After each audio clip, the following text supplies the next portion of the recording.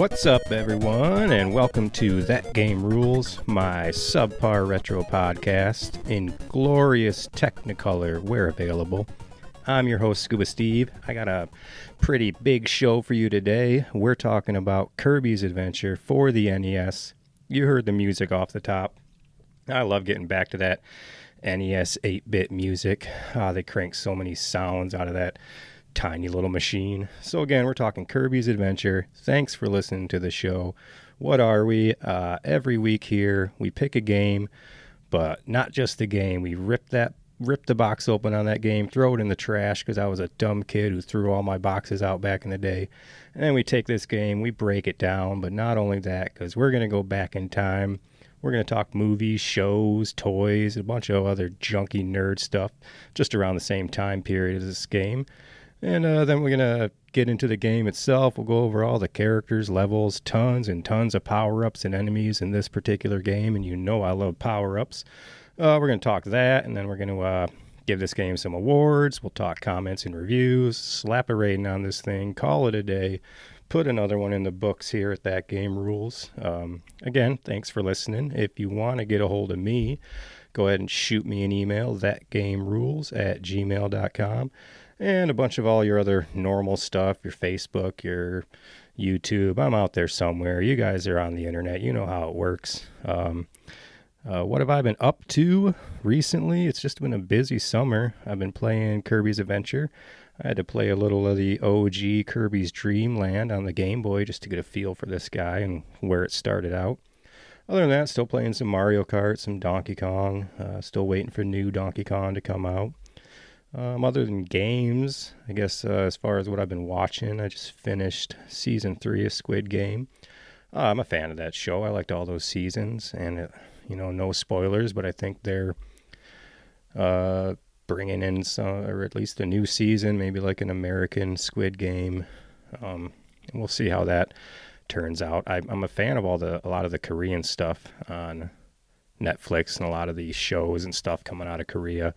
And if you're watching any of that stuff with English voice dubs, you're insane. Like, I have to watch those I watch a lot of stuff with subtitles anyway because I can never hear anything. But I don't understand how you can, I guess if you hate subtitles, but if I'm watching like a Korean show with these actors, it's like you're not going to get any of the emotions in their voice if you're listening to English dubs. And so I enjoy all that Korean stuff. And other than that, burning through The Last of Us Season 2 on HBO, and I like everything they're doing there as well. So seems to be a lot of hate for Season 2 of that show, but it's good. I'm digging it. We'll skip shout-outs this week. I know I got some of you guys at work that I work with possibly listening to this, so sorry you got to put up with me now in your brain as well as working with me every day. So thanks to you guys. You got Zach, Joe, maybe Ned, and John listening to this. I appreciate you guys giving me a chance. Specific gaming memories I have of Kirby's. I don't remember owning this. I know I played it back in the day when you were a little kid and everybody wanted to play this little pink puffball. The box art looks great, so I'm sure I rented this from Blockbuster a bunch of times. I do remember, more specifically, I remember Kirby from the 64 Smash Brothers. I didn't play him a lot. I had a buddy who mained as him, and he can be pretty tough, but that's where I got all my Kirby experience, was whacking that marshmallow around with young Link back in the day with my boys. Other than that, we're going to get into this. We'll start a time warp. Just a side note, I joke around about how terrible this podcast is, and it is, don't get me wrong. But also I just, want everyone to know that I take this pretty, well, I guess seriously as I can. And I do put in the time and work to this because I do care about these games. So if it gives me an excuse to not do work while I'm at work or neglect my family at home and I can talk about games, then I'm going to do that for, as long as I can. So we're going to get this baby into a time warp. We're going to see what was going on way back then. I've got some fun stuff in the time warp this week, so let's get into it. Have enough road to get up to 88. Roads? Where we're going, we don't need roads.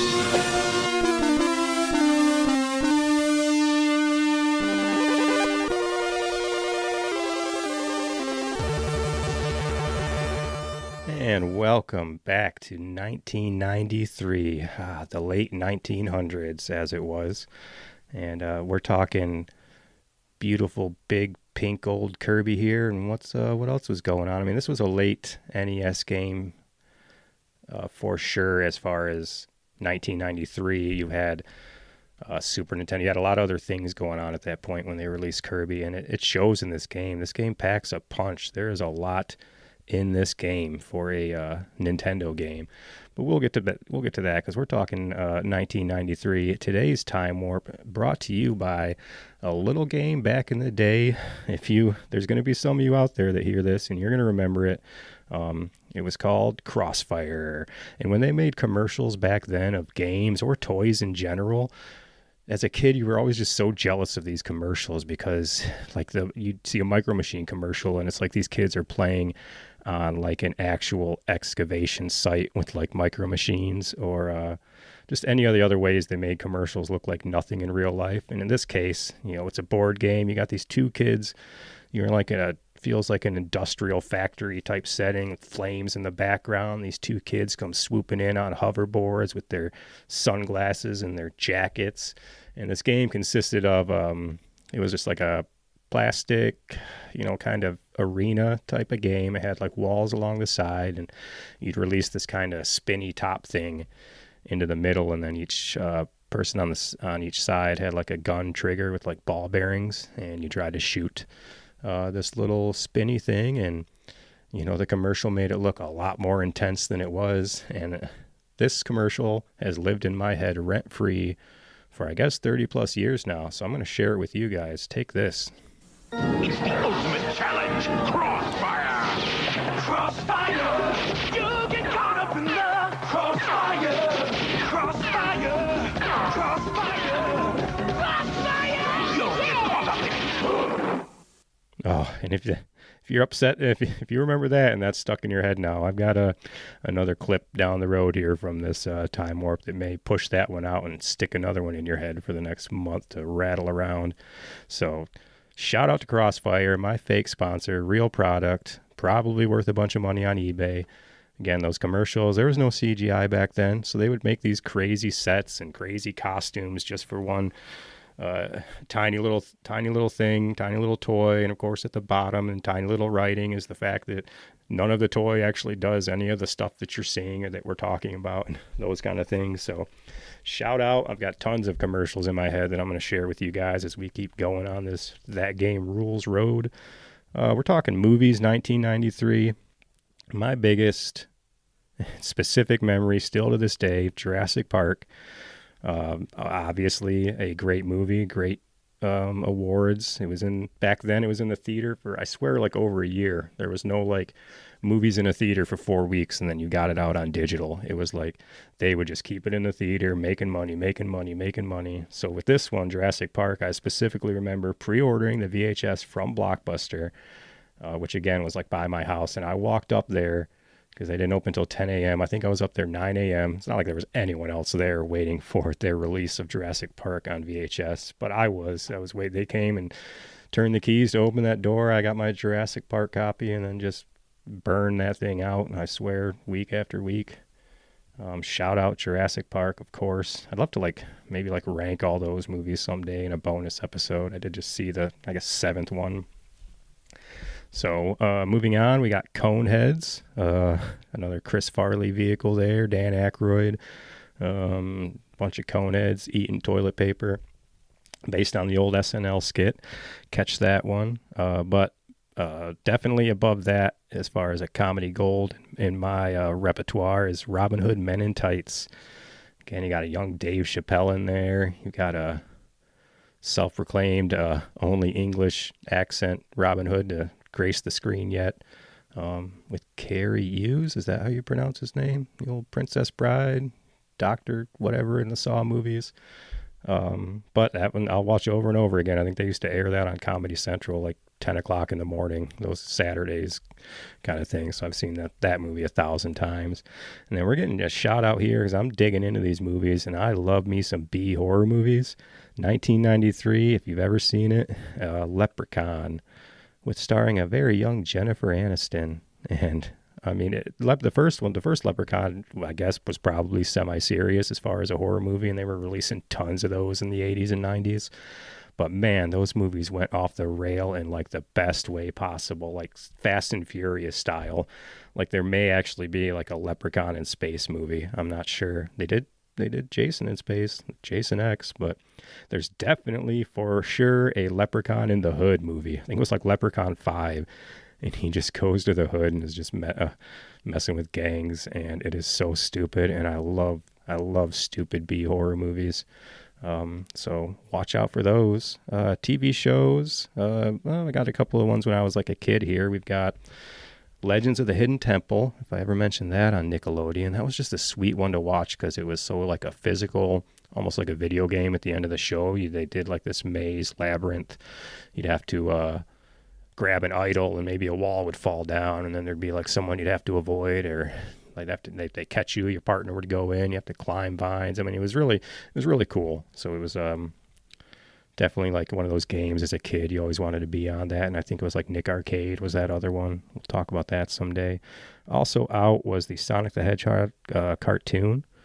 So I mean, you wouldn't think so, but if you look at a lot of IP, I guess, and products from back then, they made a cartoon or game out of everything because they were just trying to get in the hands of us kids. And I was all right with that because there's a lot of weird cartoons out there. I don't know if last week I even mentioned like the Donkey Kong Country cartoon that I believe is CG-ish, if you want to call it that. It's pretty rough. So shout out Sonic. That was his, that's when you started to develop Sonic's attitude, his love of chili dogs, when you can get him talking. And then a lot of other lore starts to come in. It's where you start to meet all the other characters you're seeing nowadays, and Metal Sonic, and what's the name?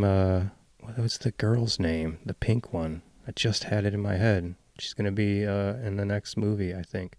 Anyway, forgive me on my Sonic lore for that.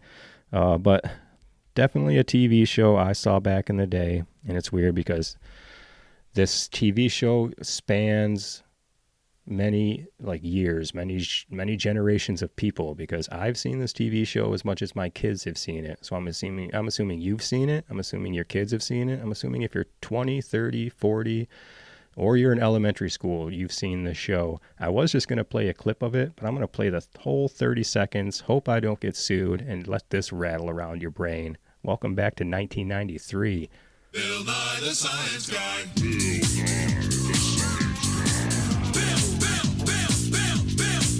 Nye the Science Guy.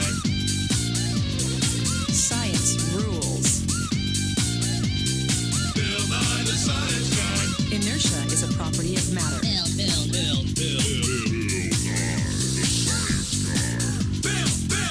T minus 7 seconds. Bill Nye the Science Guy. Oh, I'm sorry if you didn't enjoy that. I sure did. Hope you had the bass cranking on that one too. That's a catchy little tune. Bill Nye just seems to be just like an awesome guy. I remember him from my childhood. He's still, seems to be doing the science thing, trying to take care of the environment, just trying to educate people. And, I appreciate that, making learning fun, as fun as you could. It reminds me vaguely of kind of like a Mythbusters or type of show where it's just like fun with science, and I like all of that. So we're talking toys in 93. We are going to show some love to Baby All Gone. Again, I love having an older sister, and as much as it wasn't cool to play with her toys, sometimes it was. And with Baby All Gone, it was kind of a weird, almost like magic. They had the like the bottle you'd put in where you'd hold it upright and it had the liquid, but then when you turn it upside down, it like drains, makes it look like it's gone. Or it had like a little spoon with peas on it, but when you put it in her mouth, it like shot the peas into the spoon, so it looked like she was eating them. So shout out to Baby All Gone. I don't know if many of you remember her. Around this time too, we had all the Game Genies coming out, which was you had to have your own little code book separate. You'd enter in some weird codes. But man, I love some of those like floating jumps for like Mario 3 and a lot of the Game Genie stuff. They got really weird with some of the codes. Also around this time, Sega CD. Now, is that like the beginning of the downfall for Sega? I don't know. I'd like to do a big Sega retrospect. I feel like they just kind of tried too much with their transformer of a system between that and what was it, 3DO, and of course, the Dreamcast we'll talk about someday. I owned a Dreamcast back in the day, but shout out to Sega CD. What was the game I played on that? D? Way back then. I rented that from Blockbuster. I think it was like a Dracula game, but it's more like a point and click, almost like Myst for the PC. Also, toys, Jurassic Park Command Compound, because again, Jurassic Park was huge, and this was your big set equivalent to like the carrier jet thing from like G.I. Joe. There was just a big compound, had your big Jurassic Park gates, and those sweet, like if I had a Jeep, vehicle, and I could get that sweet green, black, orange Jurassic Park paint job on it, that's like a dream of mine. So they had like those vehicles and your characters in that set. And then we're going to shout out Forbidden Bridge board games. There was just a lot of board games back then. So we were still on the brink of this kind of technical fun stuff as far as video games. You always had TV, but so a lot of board games, getting creative. This one was like, and I loved those big 3D. I mean, you had to like build this game before you would play it. And this was just like a big bridge, and you had guys you had to make it through. I don't know if it was like batteries or what, but occasionally the bridge would shake, and whether or not your guy fell off or fell through, you'd have to keep going. So I like these they got real physical with games, where just like last week with whatever like the castle shooting game is, it's where you're like physically knocking pieces around the board and it counts, 'cause that's what kids were doing half the time anyway, just knocking people's Monopoly crap around, except this time it's part of the game. So they kind of developed around that. Video games at this time, we got Mortal Kombat 2. That is my MVP, the one I played the most back then. They had an arcade up at the grocery store I could walk to that would suck up my quarters. My girl back then was Katana and her fans, or Melina. I liked playing hers, throwing them fans around, but I'm not good at fighting games at all. Never was, still aren't, except Smash Brothers. I could probably throw down pretty well, mainly 64 and GameCube on those, but also 93, Zombies Ate My Neighbors. I played on Super Nintendo a lot, and I think that the Sega one is different. There were a lot of games that were released same time but completely different, like Aladdin for Sega and Super Nintendo. I think they were different developers. I know like the Sega one, you have a sword. Aladdin can use a sword. You can't in the Super Nintendo. It's a little like Mortal Kombat, no blood on Super Nintendo, blood on Genesis type of thing. But also it's like, it was weird because I think they were completely different developers, different games, but then some of their levels are really similar. I believe even like the first market level. So it's just weird that two different studios still kind of developed the same looking kind of sprites and levels and gameplay. But I'd love to do Aladdin one day as well. And Sonic CD, of course, came out with Sega CD, and we're still getting into that attitude of Sonic. We're still not quite at like Sonic Adventure level of world building, but we'll get there. And then finally, if you guys don't remember this little Legend of Zelda classic, I'm pretty sure it's in everyone's top 3 list, Link, The Forces of Evil for the CDi. Man, if you don't know these CDi Zelda games and the Link games, go look up some of those screenshots. They're like the cartoon. They are non-canon, like the Zelda cartoon. And Nintendo's tried to, I swear, bury these games the same way Star Wars has tried to bury like the Christmas special. Like Nintendo doesn't want you to know these things exist. They're pretty terrible. I've never played them. But I had to shout out Link, The Forces of Evil. If any of you guys want to go take a look at any YouTube videos from that. But other than that, we're ready to talk Kirby. We're going to get out of this time warp. We're going to unfortunately just rip this box open and just throw it in the trash because you just wanted to play a game when you're a kid. Let's take a look at this box art. Now, I know you love video games, and I asked the clerk which is the one every boy wants. You got me. Oh, yeah. Kirby's Adventure for the Nintendo. It is a sequel. The box art, it looks beautiful. It's going to catch your attention because it's just everything you need. Big, bright logo. Kirby's Adventure doesn't even say anything else. There's like no other words. It's just big, bright Kirby. Blue, green, pink, red, black. Like all the colors just catch your eye. They're real bright. And it's just got Kirby kind of sucking the background away. You see kind of stars and baddies looking at in the background there. So that'll get your attention. Looks like a fun game. Looks like a kid-friendly game. I imagine that's why a lot of parents were happy to get that one for their kids. And then, Kirby, he's not a vacuum mascot, despite what I was saying last week. But that is kind of his thing, his Kirby thing. Before Nintendo had bought the developer, it was HAL Laboratory. But before that, HAL Laboratory, they released Kirby's Dream Land on the Game Boy successfully, although quite short and quite easy. At least it was pretty easy to me. I think you can burn through that game in like an hour. He doesn't have, it was a Game Boy, first game. He doesn't have the copy ability in Game Boy. So they came up with that for the Nintendo version.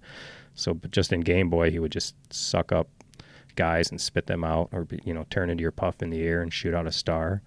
So Nintendo, they brought in that copy ability. They originally had, I think, 40 plus, just tons of copy designs. As far as I don't have the name of the developer. I don't want to butcher his foreign name, I'm sure.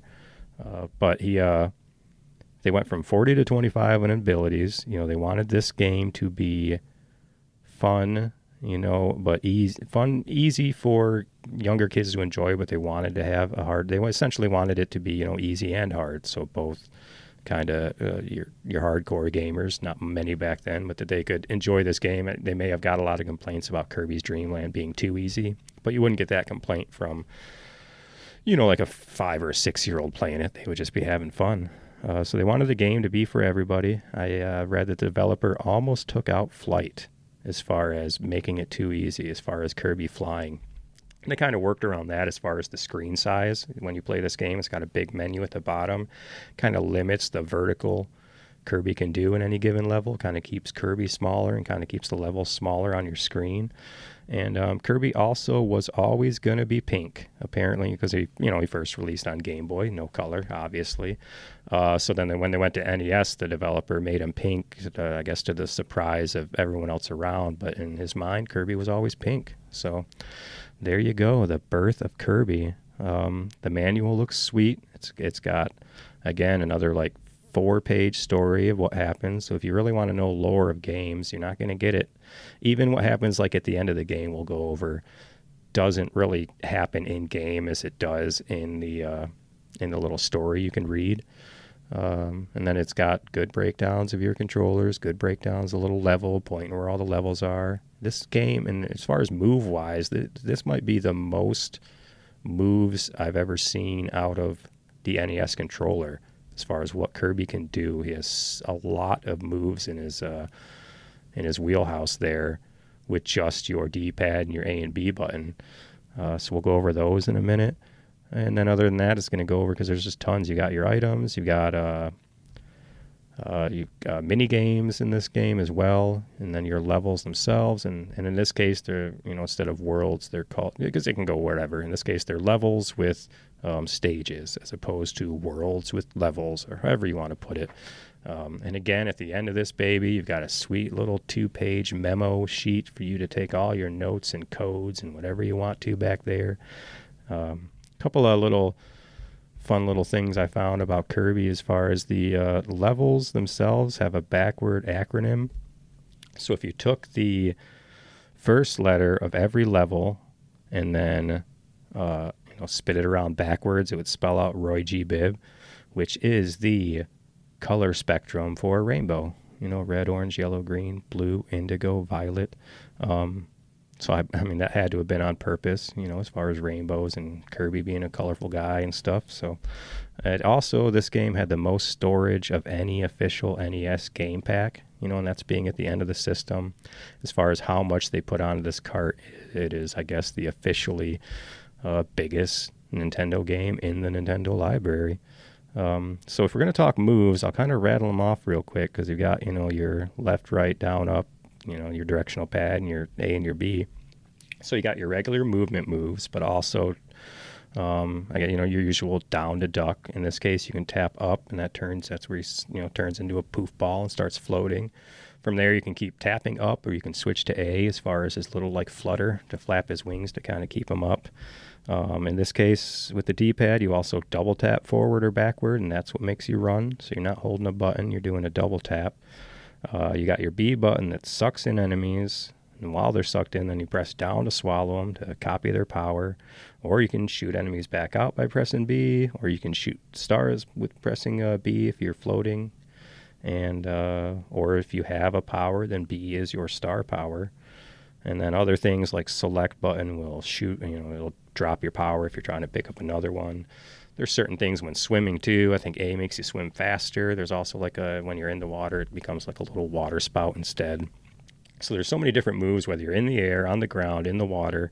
You're pressing all sorts of buttons. Sometimes to me, it can get a little, not confusing, but sometimes I wasn't trying to float and I might have pushed up, or just a lot of buttons. So sometimes it may not work exactly as you want, but that's just part of the game.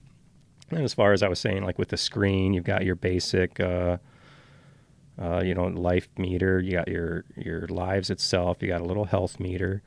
All this info is kind of at the bottom of the screen. So your top screen is just your gameplay. And again, it kind of I think they used like the same sprite size as far as Kirby. So all the sprites are kind of tiny, but then you got sweet little mini bosses and bosses with bigger sprites and bigger details. You got your health, lives, and then your power up will be like in your little picture of it in the bottom right if you have a power up. And then you can also press start while you have a power up to get actual word descriptions of what your power up is, which can be helpful. And other than that, if your power up has like a limit, sometimes you only have one use or 3 uses. You'll kind of see that on the screen as well. It'll change to that. And, music-wise, it's got sweet 8-bit music, great soundtrack, no complaints there. It's not, repetitive. And it's like music can make a game. Some people, maybe they turn off the game music and just listen to whatever they want to when they're playing anyway. But in my case, I think it can really add to games. And it might be the reason why some games, like take like a Kid Chameleon, and when you just turn on the same repetitive soundtrack over and over, it can turn people off to that game. And I think they learned that with games like Kirby or Donkey Kong or Mega Man, that these sounds can really add to the experience of a game, taking something that you're kind of using your imagination with anyway with these old games because they don't look super great, but adding something atmospheric like great music to it can really suck you in, just like it did with like Donkey Kong Country, like where the rest of the world kind of drifts away. You get your blinders on and all you're seeing is hearing is that like a good game and good music. So definitely shout out to the music for this guy. And like visual wise, the way they use their colors in this game is like really, it's almost hard to explain. It's like the best way I can think of it, they don't use a lot of like black outlines. They'll take a different color to outline objects, and the same with like the background, to where it looks really good. It reminds me of even like Tiny Toon, the NES Tiny Toon games. Same kind of coloring there, a lot of pastel type colors, light colors, but they mix it in really good. The backgrounds always look sweet. We're going to go over the levels themselves, and we'll kind of talk about the styles they go through in each of those. And, we want to get into some more of this game. I'll play us a little bit of that sweet music. This is kind of what I'm going to play is, I think, almost like the soundtrack of Kirby, I would say. I think I remember this track a lot on Kirby's level from Smash Brothers, but let's take a listen.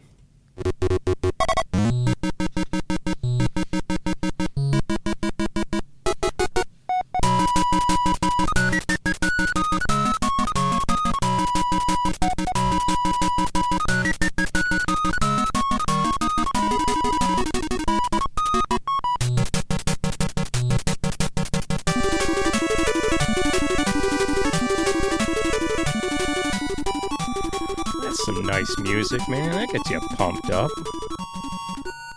Kirby, I love you and your little cowboy hats, your little costumes you put on. Maybe we'll give you some awards for that later.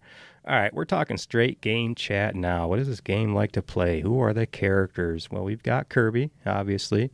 Your other well-known bad guy, King DDD, or maybe it's King DDD or King DDD. I'm not sure how to pronounce it. You've also got a lot of baddies in this game, a lot of mini bosses, and at the very end, you've got the big bad, the nightmare itself, in various forms. Because Kirby kind of works in that dreamland area, kind of dreams, nightmares, that all kind of plays into his repertoire. So, story-wise, old Kirby was taking himself a little nap after having some lunch. And doesn't that just sound like the dream we're all missing? Don't you wish you were just at work on a lunch break and you just pull out a cot, get your little chocolate milk carton, maybe eat some paste, lay down, take a little nap midday. Anyway, Kirby's napping. He wakes up and realizes he didn't have any dreams, and that's weird. So he runs to the dream fountain there in Dream World, and you got King Dedede just naked, taking a bath, just letting it all hang out up in the dream pond. Kirby's like, "Yo, WTF? What's up? Why you in here? Where's the star rod?" King Dedede says, "I took the star rod and I shattered it into 7 pieces. I gave it to my friends. What are you gonna do about it?" No, Dedede is like, he tries to explain, but Kirby cuts him off. Says, "No, how dare you would ever do that crap to the star rod? And I'm gonna go fix all this. You're lame." Runs away. But King Dedede was actually trying to tell him something, but Kirby had to go hotshot it out of there before Dedede got to tell him what was going on. But that's how the adventure starts. Now we got 7 broken pieces, the star rod pieces scattered throughout the world, so we got to go find them. We're gonna so gameplay wise itself, like I was saying, you're gonna start out in level 1, and the levels themselves are, it's not like a map, it's more of kind of a 2D platforming type of world with different doors that open up. So as you complete it, the kind of whatever's kind of shadow or parts of the world kind of crack away and open up, and it's the same for like the mini games and stuff, as far as finding bonus power switches, and certain levels will open up certain little mini games or bonuses for you in the world. But you start out by going in a door. There'll just be a closed brown door. When you finish the level, there'll be a flag kind of next to it, so you know what levels you've completed, or what levels may need to find some bonus features out of still. So you'll start out in level 1, and in this case it's Vegetable Valley. They've all got some sweet names and kind of sweet theming to each one. So Vegetable Valley is going to be just like every game. It seems to start out with your basic normal world looking things, whether it's like a forest, it's usually a land. You're going to see like brown, green. It's going to start in kind of a normal land. They're not going to throw the weird air and levels and underground and ice levels and stuff till later in these games. So we start out level 1, and of course your first level is going to be kind of tutorial. I'm not going to go stage by stage. We're just going to we're going to talk about some levels. We're going to talk about some copy abilities, and we're going to talk about some enemies, and we're just going to kind of breeze through this game. A couple of notes on Kirby. He can't, if you're just talking normal old Kirby puffball, he can't, which you may be used to, jump on enemies to kill them. So you have to unteach yourself that when you start to play this game right off the bat. He's a big marshmallow, so you can't jump on anything to kill him. You've got to shoot him with stars, or shoot him with the enemies you suck up, or of course get your powers. Also introduced in this game, and he kind of helps out sometimes, hurts us other times, is Meta Knight, and he's kind of Kirby's arch nemesis as the lore goes on. But for now, he just kind of pokes up in the game here and there. He's either going to throw, maybe he'll throw some candy at you, that gives you invincibility for a bit, or he has his crew attack you for a while. So he's in this game, and there's item-wise, again, there's invincibility candy, and that's kind of rare. It's like a lollipop. But you also have like 1-ups kind of everywhere, and that just says 1-up on it. There's warp stars, and that just kind of takes you to another part of the level. And then your 2 health items, you get the Maxim tomatoes, which is like good. It's a good thing that Kirby's healthy. He's eating healthy. He's eating tomatoes. That gives you a straight to full health. But then there's also pep drinks, which when I was a kid, I thought they looked like fire extinguishers, but they are apparently pep drinks. So Kirby's going to grab himself a Red Bull, or Kirby looks like he might be more of a NOS guy. So he's going to get a pep drink, and I think that fills up maybe like 2 bars of your health. So your Maxim tomato is your main one to go. And then the game itself has lots of hidden doors that'll open things up on the map. And there's also hidden like switches. Those will open up things on the map as well. And you got to find all those switches and doors to get to 100% on this game. And then also real quick before I forget to mention it, at the end of every level is, I guess you could call it a tiny mini game, but Kirby kind of falls out the door, lands on a platform. The game tells you press A to jump, and you hit it at the right spot. You kind of fly up through the clouds, landing on various levels to get different points. Don't know if the points ever matter in this game. I think they were still trying to figure out what points were as far as including them in games. Seems like the only thing points were ever worth was like bragging status in arcades, but they kept carrying them over to home consoles till they realized kids were never keeping track of points. We were just, you died, my turn, I died, your turn, whatever it was. But just like this podcast, the points don't matter. No. But if you do get to number one, the first or the top level on that little end of level thing, you'll get a free guy. So just another little fun little thing to do instead of just leaving a level. How many times I've like finished a level and forgot that was there, and just Kirby just flops on to floor 7 or whatever the bottom one is. But it's not a super tough game. You're not hurting for lives too much. So anyway, back to Vegetable Valley. This one's your easy one. It's got 4 stages in this one, and then various mini bosses you'll come across in the stages as well. In this case, in this world, I'll try to kind of list them all as they're in each level, but I know you come across Mr. Frosty in this one as far as a mini boss, and he's going to throw I think ice chunks at you. And your main thing with most bosses is figure out what they're doing, wait for them to throw something at you can suck up to shoot back at them, assuming you don't go into the boss itself with any sort of copy ability ready to go. And then your boss in level 1 in Vegetable Valley is Wispy Woods, which is probably the most well-known boss. If you've seen him, he's just a stationary tree with a nose and dropping apples at you and blowing stuff at you. And I won't go over specific. It's these older games. It's just go play it and you'll figure it out. There's not big strategy to it, but like most things, if I go into a boss, I assume I'll go for it, but I assume I'm gonna die while just trying to learn their moves right off the bat. But again, with these old games, they're repetitive and predictable. There's no AI trying to outthink you quite yet. So we'll go over a couple copy abilities, and these are just, I'm going to kind of do 5 at a time, so we're not just listing every copy ability. But we'll go down the line here, and we're starting with Backdrop, which is one of my favorites. We'll get to at the end of this episode. It's teaser. And this one, like the picture looks cool because it's an angry Kirby. Because all the copy abilities have cool little pictures, because it'll go right on the bottom of your screen to let you know what you're working with. And Backdrop, for some reason, turns Kirby into like a pro wrestler, and he just slams guys down on the ground instead of sucking them up when you hit B.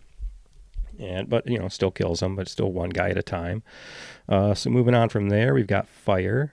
And this is different than Fireball. There's Fire and Fireball, but Fire is the one that gives you fire breath, and it just sprays like 3 sprites lengths, I guess, in front of you or so. Kind of up and down a little bit, but just sprays fire in a direct frontal assault is your fire ability. Your ice ability is the same, except it's ice as far as a breath, like a couple of pixel breath in front of you. And in this case, your ice breath will freeze the enemies, turn them into a little ice block. I think you can maybe kick them after that or something. Another ability is a pretty sweet one. Some of these you'll see in games like Smash Brothers and stuff, so it was a good ability if it's carrying through to Smash Brothers, and that's a Parasol. And the thing about this ability is it's got a lot of different things you can do. It's like you can swing with the Parasol, you can float down with it, you can use it as a shield, depending on where you are and what you're doing. So there's some abilities that have these kind of multi-abilities to the ability itself that kind of make a bit more OP than some of the other abilities. So we got Parasol, and then next we got Sword, which is another one that made it into Smash Brothers, and another one that is pretty, depending on what these things do. The sword, self-explanatory. You have a sword, but it's got a nice arc swing to it. And if you're jumping or coming down from the air and hit it, you do like a somersault with the sword, like a Ninja Turtle style, where you're swinging the blade the whole time. So it'll kind of take out all these guys if they're around. So that's your sword ability. Let's move on real quick. We're going to level 2. That is Ice Cream Island. Just like it sounds, we're going to get some kind of tropical looking levels. In this level, you got 5 stages, so they're kind of increase as you go along. Some of the mini bosses we're going to come across here is Grand Wheelie, and he's just a big tire. And that one's when they develop some of these mini bosses, they have to take into account that Kirby can fly. So you see a lot of different design to kind of counteract that. You're not just going to like, Mario 3 P-wing your way through the level where you're just staying at the top and floating across. They designed the game to prevent you from doing that while still having fun playing the game on the ground or in the air or sometimes swimming. But so Grand Wheelie is just a big wheel tire. You'll figure him out. But another thing about these mini bosses too is when you destroy them, they'll kind of die and be blinking there for a minute. And if you go suck them up and copy their ability, they're usually pretty good abilities from the mini bosses. So we'll go over some of those as we get to the abilities. Another mini boss in this one is Mr. TikTok, and he almost looks like kind of like a stereo or something, but like a moving drum set. He'll kind of shoot music notes at you, and those you got to suck up and shoot it at him. And again, some of these copy abilities, if you had like Tornado, you can just tornado on him and he's just dead. So depending on, it gets a little like Mega Man, this game, in that aspect, because there are some bosses or ways around the game where you just have that one certain copy ability that it makes it just completely OP. Like the boss doesn't even get to move, at least the mini bosses. And so the boss for stage or level 2 for Ice Cream Island is Paint Roller. And I like all the bosses of these worlds. They get a little creative. This guy's like on roller skates, like Bob Rossing it around, painting these paintings. And again, just depending on where he is, suck up stuff, throw it at him. You get it. It's going to be repetitive as far as what Kirby does, but not as far as what the bosses are doing. So that's what keeps the game interesting. Some more copy abilities. Let's talk. We'll go over Ball. That's pretty basic, but also pretty deadly. You think you're just a ball, but then if you hold A, you essentially just bounce up and down and just destroy every enemy you run into, assuming they're not, have a sword out at you or anything at that particular moment. But Ball's a pretty good power up. Next we got Fireball, and that is different than Fire in the fact that you become a fireball and kind of shoot across the screen. It can be good and powerful, except when Fireball like ends, because it's hard to say how long it'll last. It's not like you hold it down and it lasts forever. It's like a couple of seconds, and then if you end up running into something right when you're blinking out a fireball, then you'll lose that power. And I didn't mention it, but when you have a power and you get hit or something and lose it, your star kind of flies out of you and starts bouncing around the level.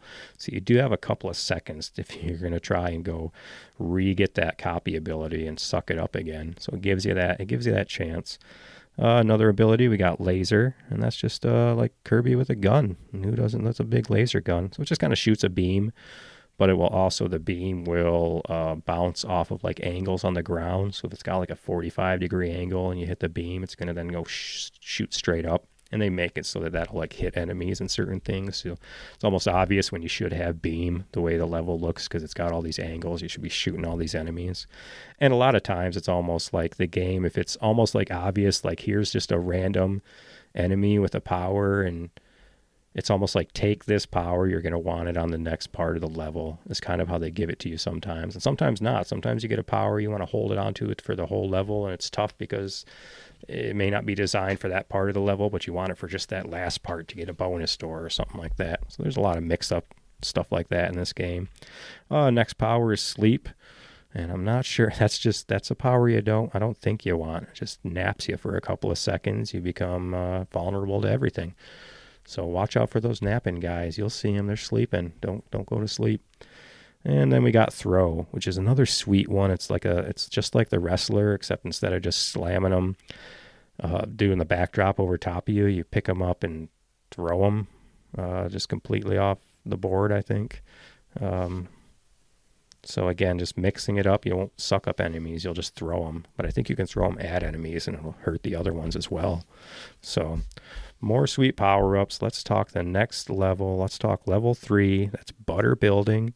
And this is where the art starts to get really cool on some of the designs of the castles and the backgrounds of just what Kirby's Dreamland would look like. So a lot of fun colors. And in this guy, we're finally up to 6 stages now. So I think for the rest of the game, every level is going to have 6 stages. Mini bosses in this world, they'll repeat. So we've got Mr. TikTok again. We got Grand Wheelie again. I'm not sure which levels, but you'll just find them, or what stages, but you'll find them in this level. And then a new one, we've got Bugsy, and he is just like a big kind of insect. You want to avoid him because I think he'll grab you if you get too close. And again, wait for whatever he does that involves him spitting out stars or something that you can suck up to throw at him, or bad guys maybe he throws at you or something. But again, if you don't have a copy ability, usually copy abilities, you go into a mini boss, you can take them out pretty quick, except some of the ones that grab you, which can be tough. Another mini boss we'll go over later. And then we get Meta Knight and his little mini fights. Throughout the game, he just kind of shows up, talks smack to you, and then you have to fight, like 10 of his guys. You're just on a standard kind of a static screen, and they'll come out of the sides as you defeat them. The same kind of 3 or 4 type of bad guys, but they'll come out and you just kind of wipe them off the map, and you fight Meta Knight eventually in the game, but until then he's just kind of chirping you here and there. And then we get another new mini boss, and that's Bonkers, which I think is like a monkey or a gorilla type of thing, but he's got a big hammer. You'll learn his moves easy enough, but again, beat him, suck him up, get his hammer. That's another pretty good copy ability. We'll go over in a little bit. And then the boss for this one is Mr. Shine and Mr. Bright. So you got a tag team boss fight. You got a sun and a moon. They kind of switch between daylight and nighttime as far as when you can attack each one. One will kind of be in the background, kind of trying to hurt you. You can only hurt one at a time. But go ahead, beat them up. Let's get to the next level. And let's talk Grape Garden. I like all the names. This is, I think there's like a lot of kind of cloudy flying levels in this one. But while we're in Grape Garden, let's talk some more copy abilities. You've got Beam, and that is like, I always get it confused with the laser, but Beam is more of like a whip type of weapon, like a light whip. So more in front of you, not as far as like shooting across the screen. And then you've got the Freeze ability, and that kind of makes like an ice type shield around you, and it will freeze other enemies, turn them into blocks. You can then kick them or whatever you do and shoot them at other enemies. So you've got Freeze. Another ability is Light. And this is really specific to maybe just one level or two, where it's a dark level and you suck them up and create light. So it'll like light up the level, kind of like those old like Donkey Kong kind of on-off lights, one of those kind of levels. You've also got Spark, which I think is very similar to Freeze as far as like an area of effect. It like kind of puts it around a couple of sprites around you size-wise. The difference with Freeze, where it would freeze enemies, turn them into ice. Spark is just like electrifies them, I guess, and kills them. So that's Spark for you. And then Tornado is a real sweet one, just like it sounds. Turns you into a little Tasmanian devil, and you kind of whip across the screen back and forth a few times, and you can't really control where he's going to go up and down. You kind of can, but it's like if you tornado yourself into like a part where you're going to fall through the bottom of the screen, he'll just kind of back and forth his way down and kill you. So, I mean, these aren't designed to just run through a level. They're designed, I think, the abilities to, still... You have to kind of pay attention as you're going. So let's move on to, we'll keep talking Grape Garden. Again, 6 stages here. You got some Poppy Bros, which are kind of like a mini boss, maybe, but they throw bombs at you. The cool thing about these guys, and they kind of hop across the screen and do some other stuff too, but once you beat these guys, you suck them up and you get Crash, which is a pretty good one-time use copy ability we'll talk about. New mini boss in this level you'll come across is Shellitos. He's like a big turtle, and he's one you have to watch out for because he is one that will grab you. And those ones are tough because you're like using abilities close to them, and they'll grab you and throw you across the screen or something while taking your ability or forcing you to lose it anyway. You've also got Mr. TikTok in this one, and the boss in Grape Garden is Kracko, and he's like a lightning cloud. So you're talking kind of puffy Kirby cloud guy versus real thunderstorm cloud guy. And the thing about the beginning of this boss fight is the boss is invulnerable. You have to make it to kind of the top of you have to do like a climb essentially first to then start the boss fight while the boss and other baddies are trying to get you. And I'll talk about this boss later. There's tricks to him. It's one of those Mega Man bosses where straight up, if you don't have this power up, and they give it to you over and over again, the power up itself, but if you don't have it, it's like when I was a kid, I didn't even think it was just one of the hardest fights ever because I didn't use the right power up. So I want to talk about him later. Let's move on to level 5 Yogurt Yard.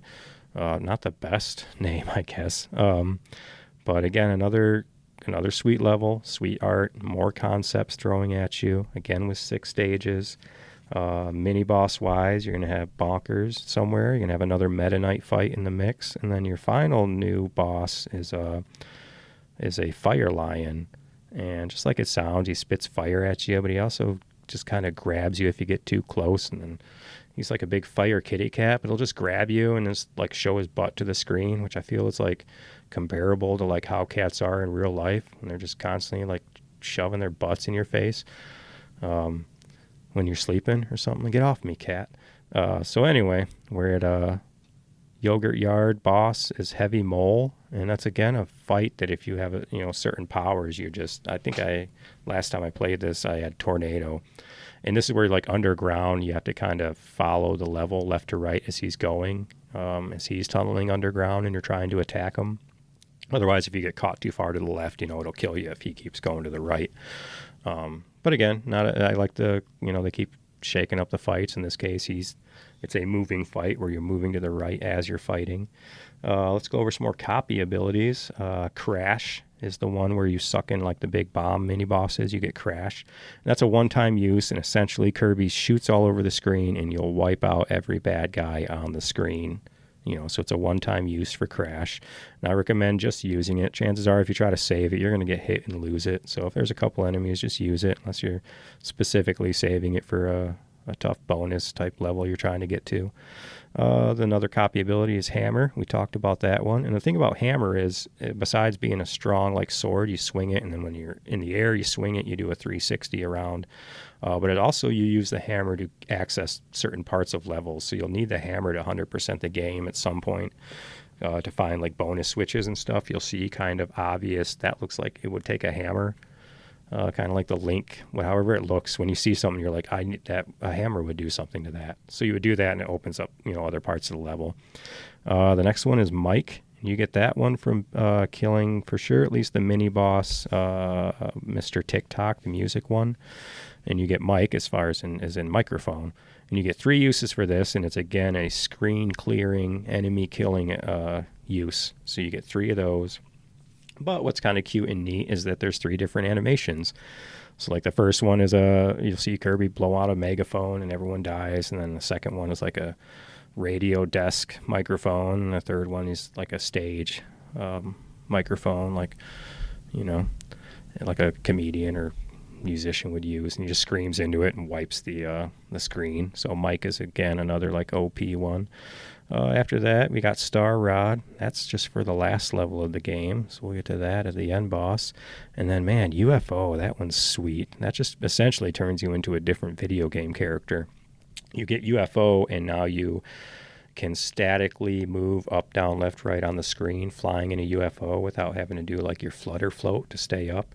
And then depending on, like, if you tap A, hold A a little bit longer, you get a bunch of different moves. So you'll either have kind of a sword come out of the UFO, or like a beam, you'll shoot a beam, or you'll charge it up enough and you'll shoot stars that'll take out enemies. So UFO is usually a top pick for everyone, I think, when they're talking copy abilities. So moving on in stages here, let's go to level 6. Might be my favorite one. It's called Orange Ocean. At least as far as art-wise, it looks really cool just because of the colors they use. You don't see a lot of like orange and red and white as far as like levels. So again, just check out some of the levels, and it's like my brain can't tell what it's doing to make it unique versus like other video games. Like I said, it's got to be like the outlines for like a cloud. Instead of like a black outline, they'll use like a dark blue, and then it kind of looks different going against the light blue of the sky. Just like a lot of that stuff, I guess, from like an art perspective. Anyway, Orange Ocean, more mini bosses, Fire Lion, Bonkers. At one point you have to take out 2 Mr. Frosties at once. Nothing too tough. But then you get to a sweet boss fight in this guy, and you get to fight Meta Knight himself. And it's cool because you walk into a room and Meta Knight's just up on a ledge up there and tosses a sword down, and it just says "take this" in letters. So it's just like a cool way to start a fight, where it's like Meta Knight's not going to fight you if you're not armed, type of thing. And then, I mean, he's a little tough because he can be more sporadic than a lot of the bosses where you can learn their moves easy. That's all right. Just take him out with your sword. He ain't too tough. and we're going to move on to the last level in the game. As far as levels, you'll play with doors and stuff, and that's level 7, Rainbow Resort. Another 6 stages. A couple of unique levels in this one. Let's go over the last of our copy abilities, and we'll get into that. So last of our copy abilities, you've got Cutter, which is like a slicing boomerang type thing. So that throws a projectile. Next power-up is High Jump, and that's where you jump all the way up to the top of the screen and back down, and you hurt enemies if they're in your way, like either direction. So if you're bouncing up or down, I think your character kind of blinks a little bit to let you know that that's attack, that you're invulnerable at that point. Another copy ability is Needle, and that just, you're stationary and it just shoots spikes out of you like a porcupine.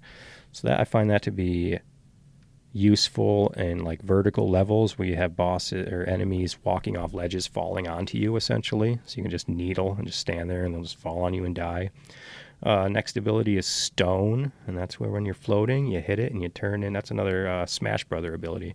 Turn into a rock and just slam down.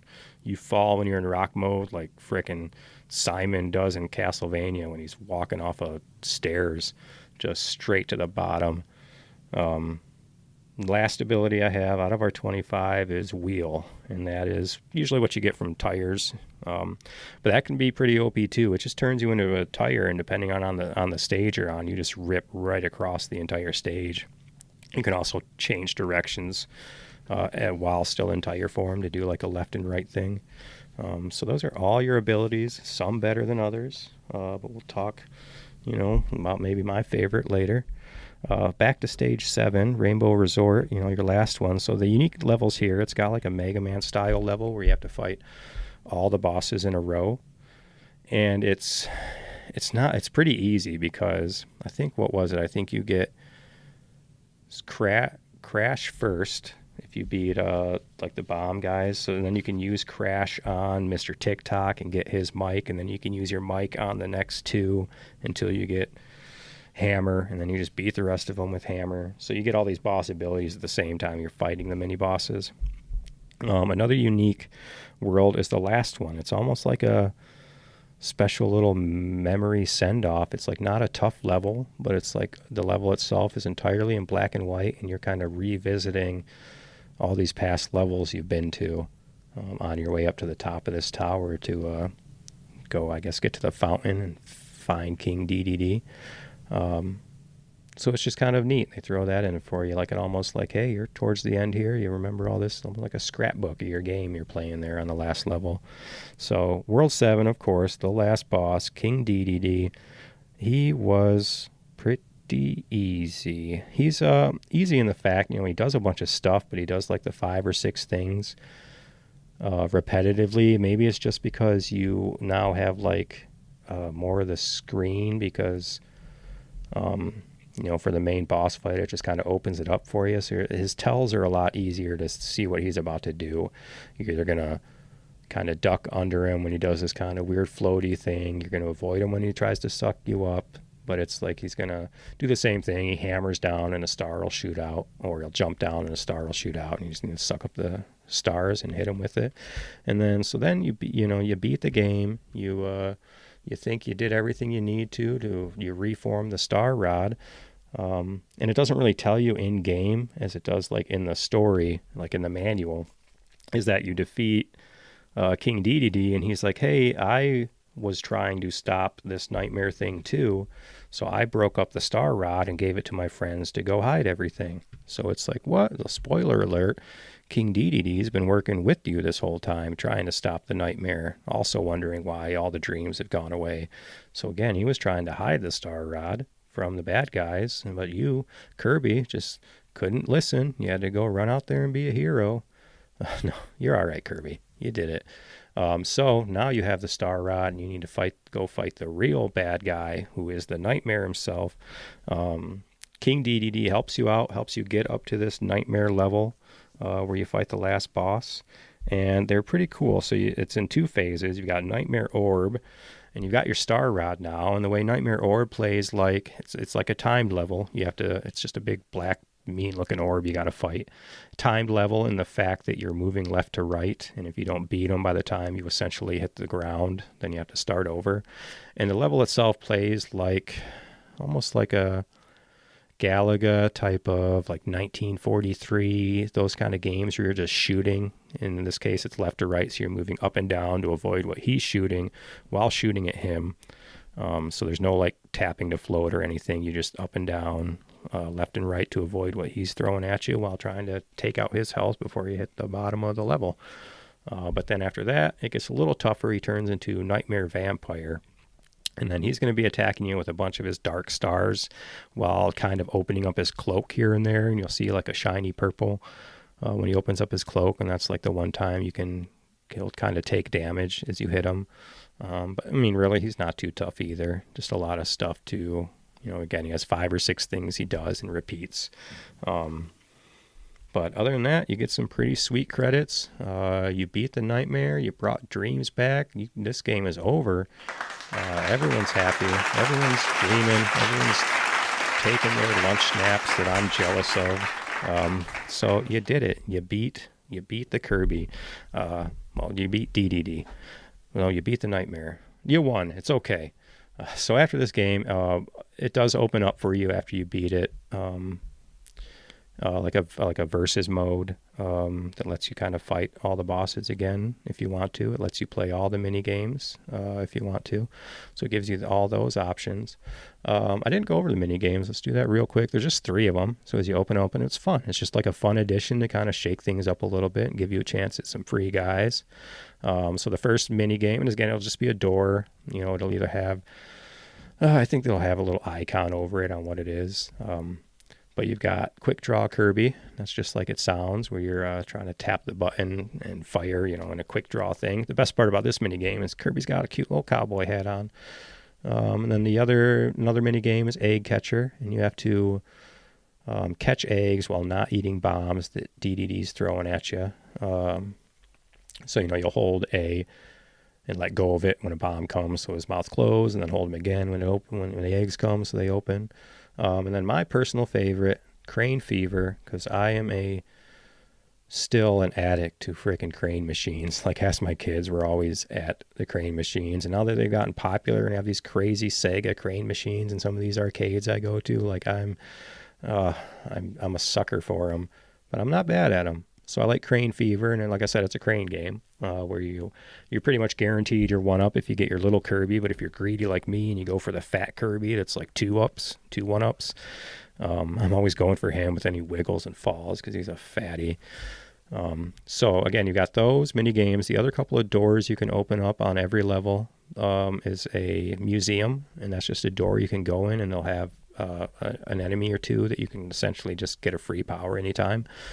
So if you've opened up the bonus levels to a museum, you'll kind of have access to a free power-up anytime you want it, as well as the arenas that'll open up. And that'll get you a power-up from a mini-boss, but you have to fight the mini-boss to beat the arena. And I think you might get, Maxim Tomato or something. So again, it's just got, they took their... I love just these old games because they're not, if you make a game nowadays, it's like, these studios, I'm sure they're just trying to make the next live service. They want the next Fortnite. They want the game that you're going to subscribe to, that you are going to buy DLC, that you're going to buy all these little add-ons and costumes and outfits. And it's like, back then, they were just making games like out of love. And they didn't even know that at the time that they're making these characters that are going to survive for so far 30, 40 years and without any slowing down at all. So it's like they were just trying to come up with mascots, just cute, something a kid could connect to and want to play. So man, what a time to be alive back then. Excuse me. So I think we've gone over everything. Again, so like the ending of this game, I liked as an NES game to have kind of that twist at the end. It's not just saving a princess, and it's not just beating up the bad guy. In this case, they twisted up where you thought the bad guy was DDD, and it turned out he's been trying to help you all along. I like those kind of endings. I like almost like the Mario 2 ending, which is almost like an excuse, I know, because they just stole Doki Doki Panic and then layered it over Super Mario characters to make Super Mario 2 for us dumb Americans. But I still like it. Hey, a dream sequence. If they would just bring back frickin' that enemy, what was his name? That frickin', what is the name of the Mario 2 boss? Why don't they bring him back in a game, or the Koopa Kids for that matter? But that's a whole nother subject. We're gonna talk some awards here. We're gonna go over some more fun comments I get before we wrap this up. So let's go ahead and get into it. Aren't you a little old for video games? That man is playing Galaga. Thought we wouldn't notice, but we did. Let's do all the things that you want to do. Throw me a frickin' phone here. I'm the boss. Need the info. I've lived in mortal terror that this would happen. Get on with the ceremony.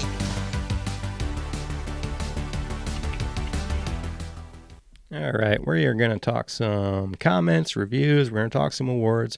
Real quick, it was driving me crazy. Amy is the girl from Sonic, the pink one, and Wart's the bad guy from Mario 2. I don't know why I can't remember names today, but there, it was bugging me.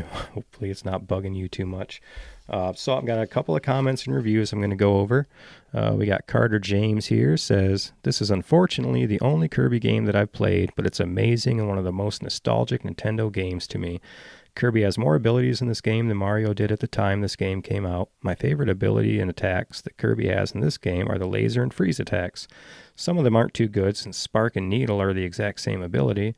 Trust me, they look nothing alike, but they're very similar, and some like Sleep are useless. This is a classic NES game, and I do hope to get it downloaded on my Switch sometime. I love the bosses in Kirby's Adventure more than the ones in Mario games. Kracko, Heavy Mole, Paint Roller, Wispy Woods, and DDD add so much variety to bosses. The mid-bosses are also really good too, like Tick-Tock, Fire Lion, Frosty, Bugsy, Bonkers, and the Meta Knight battles against all the different enemies are also really fun. So, good comment, Carter. Not my kid, a different Carter.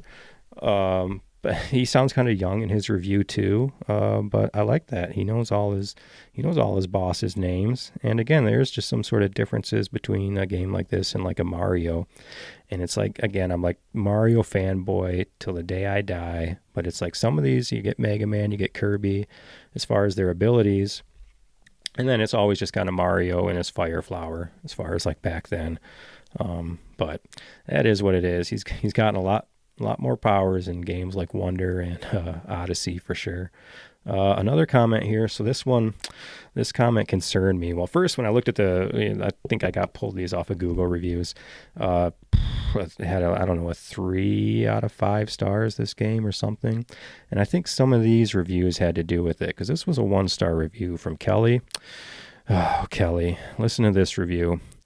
The service at Kirby's Steakhouse Windstar was outstanding. Our waiter John went out of his way to spoil us on our 28th anniversary. The food was amazing as well. Overall 5 stars. Will definitely be coming back and asking for John. So, like, you gave a restaurant a great review in your words, a bad review in your stars, but you were so anxious to get this review out on the internet. You just typed Kirby into that search bar and you said, hit enter. That is freaking good enough. Kirby, first thing that pops up, copy and paste that review. John needs to know how good he was at our steak dinner. Internet.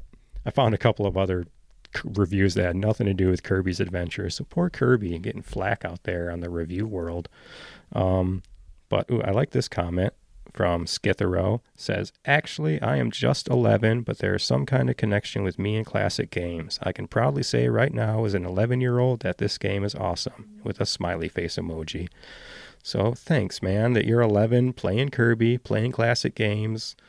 The fact that you're 11 and have free access to reviews on the internet could be concerning, but I mean, what can you do? You know, kids need to learn the internet's crap at an early age so that they're not scared when you finally let them on there at 18 or something dumb. Another review from Leo says, first you draw a circle, then you love it. Circle Adventures is extra circle. It is so circly. Circle fights other circles, but it is more circle. That's okay. You gave it a bunch of stars, and I like funny, silly reviews, so you just circle your way out of this, Leo. Last one, Elijah says, this game is manly. All Kirby games are manly. Play this game if you are a true man. And shout out to you, Elijah. That is right. Only real men play Kirby. Don't let that pretty little pink puffball fool you. Real men play Kirby. It's the girls that are Jigglypuff, if you're wondering what's going on there. They can play Jigglypuff. So, comments are done. Let's get into some awards. My first award is the Now You're Playing with Power Award, and that goes for the best sequel improvement to a game. With this being a sequel, it is just the obvious best improvement from Dreamland to Adventure, from the Game Boy to the Nintendo. And what made Kirby what he is to this day was his copy ability. To think that he didn't even have that when he first came out, and that they came up with that on his second game. I guess they're lucky that Dreamland was as successful as it was, because it's such a staple of Kirby. I couldn't imagine I get even then if they had just the sucking up enemies, shooting out stars to make a weapon, but the whole copying their abilities just totally made Kirby what he is. So it is 1,000% the copy ability to me, taking that award. And good job. My favorite copy ability, I think now is, we'll get into that on the next award, because the next award is the P-Wing Power-Up Award, and this one is going for, I picked the craziest power-up, not the most useful, maybe, not the most OP or anything, but craziest that someone just thought of it and put it in there. And it goes to the Backdrop power-up. The Backdrop copy ability, the little angry sumo-looking Kirby on the picture. He just swinging people over the top, almost looks like a Steve Austin, frickin' throwing him over the back. I like it. It's a little body slam. This seems to have nothing to do with Kirby. But I like Kirby when he's mad. I like when his eyes turn into squinty little angry Kirbys. It's almost like, oh, it's go time now. So definitely an award. Backdrop copy ability. Shout out to UFO, because UFO is an awesome ability. But for originality, I'm going to go with the backdrop. And also shout out to the throwing one, because that's kind of like a wrestler move too. Award number 3 is the Mike Tyson Could Beat Up Shao Kahn Award, and that's going to my personal, subjective, hardest boss fight, and it's going to Kracko, that stupid thundercloud. When I was a kid, I don't know if you heard slight anger in me as I started talking about him earlier. I was holding it for this stupid point in my show. I didn't know you were supposed to use high jump as a kid. That game, it dead-ended me for a long time back then. I know that was the boss I could never get past. I thought he was like the end of the game boss. But no, all you do is suck up high jump. It's like you enter that boss stage, and the guy at the bottom, all the guys in the stage are the guys that you suck up and give you high jump. So there's like freaking 12 of them. So I'm yelling at myself a little bit here for being a dumb kid, because there was a whole half of this game I could have saw back then that I didn't play till I was older. But yeah, all you gotta do is, and even then, Kracko during the fight spits out the enemies that give you high jump, and all you gotta do is high jump into the cloud. It's like a fun, easy fight if you know what you're doing. But you win it for me. You remind me of that whole level. It was because it was the freaking anxiety I got from the angry sun in Mario 3, because that Kracko cloud acts like that when it's kind of flying around at you. So if you ever wake up screaming in the middle of the night because you're thinking of that Mario 3 angry sun, Kracko the Cloud is right up there with me. So I'll give you your award, Kracko. Up there. You don't get light clapping. You just get a few claps. So we're wrapping it up. I'm still kind of playing around with the format of the show. I want to come up with like games to play with people when I start getting comments.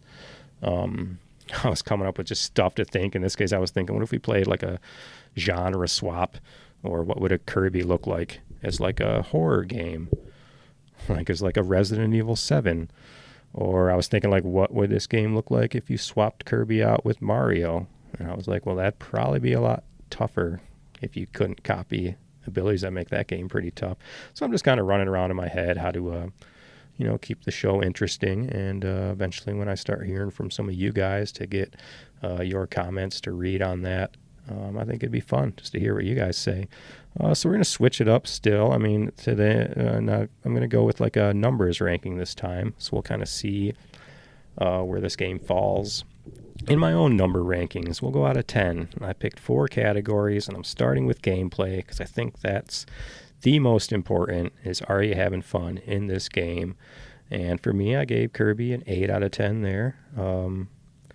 You know, and I won't get too deep into these. I'm already well over an hour, but next on that, so again, 4 categories: gameplay, 8 out of 10, visuals. And again, I'm going to go like subjective on this, and you've heard me talk about the visuals. And I took I've always been kind of artsy, took a lot of art classes in school. I still like to draw and do those kind of things and just create in general. So it's like I look at the background and can appreciate just the way they decided to use certain colors and those kind of things. So visuals for me is getting an 8.5 out of 10. And then riding up right in that, affects the gameplay with visuals, as you've heard me say it too, is the music and the sound effects themselves. In this case, I'm giving you a 7.5 out of 10 because you do have sweet end of the NES Life music going on your little 8-bit system there. And then my last factor is the awesomeness factor, and that is just how original is this? What did this game do for gaming? What is the legacy of this game? And Kirby's getting a 9 out of 10. It was so just original. And again, to this day, it's a whole IP on its own. Tons of games came out since that. I know he's kind of become the easy game type of guy there, kind of right there with Yoshi. A lot of their games are geared towards kids. They got real cute. The graphics got real cool. I like the yarn looks. I like the crafted world look of Yoshi. And then Kirby's latest game, what is it, Kirby and the Forgotten Land, is kind of 3D. It has got some pretty sweet graphics there too. I've only played a little bit of that, but I'm willing to give that one a try. Every time I turn that on, I just want to go play Mario Odyssey again. But anyway, so total ranking, on this game, I'm giving it like an 8.5 out of 10, which means it definitely rules. And so when it comes to these games and like reviews, I hope that down the road people are listening to these episodes that haven't played the games. Maybe they end up putting up with my show enough. I know people will probably pick episodes they've played the games of if they want to hear about it. But man, it is a little secret dream of mine. If I inspired anybody to go play one of these old games and they ended up liking it, like that's all I really want out of this show at all.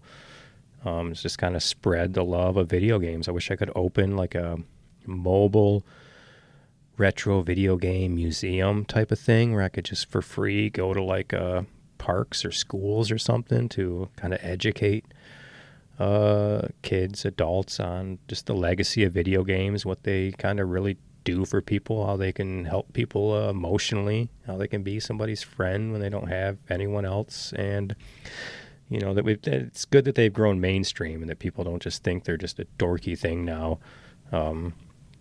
But it's it's definitely like a dream of mine just to share the love of gaming. That's why I wish I had more time to podcast, because like 1 week, an episode a week, I've got just a lot more things I want to talk about and rattle off about. I'm just real busy. I guess that's kids and work. But I'm going to get some bonus episodes out soon. We're going to keep this thing going. What is next week? Man, we're talking next week. It's about time. We're talking IP. We're talking mascots. Next week, I'm talking Sonic the Hedgehog 2, asterisk, parentheses. I'm talking about Sonic 2 for the Game Gear, because I want to talk about the Game Gear. You know how they put Sonic in like race cars and like Sonic Racing and Sonic Drift? That's always just kind of weird to me. It's like Superman riding an airplane or something, I guess. But Sonic 2's got our boy riding a little parasail thing. It's got some sweet Game Gear graphics. I played that thing 1,000 times. I don't remember how far I got at all. I'm going to figure that out when I give it a replay here soon. We're going to talk Sonic 2 for the Game Gear, so tune in for that. I'm going to talk Sonic. I'm going to talk chili dogs. I'm going to talk about the Game Gear that I know a lot of people didn't have, but we're going to talk about that little baby anyway. But as far as the show, again, we're out of here. If you want to get a hold of me, thatgamerules@gmail.com. Just that's a direct message right to me. Other than that, I'm a bit more active on like my Facebook page, but that's just because I like commenting on other people's gaming posts constantly, and I'm no sort of fight. Like it's obviously video games can be a bit aggressive when they're talking about their games and stuff, but I'm just out there just telling people their collections look sweet, telling people don't forget about this game or that game, or all those kind of just more heartwarming comments. Not trying to start any fights. So thank you guys so much for listening. Find me on the internet if you want more. Go say hi to me at work if you're one of those weirdos listening to my podcast at work. I appreciate it. Other than that, we'll get out of here. I will see you guys on the next one every Tuesday. Thanks for listening. I'm out of here.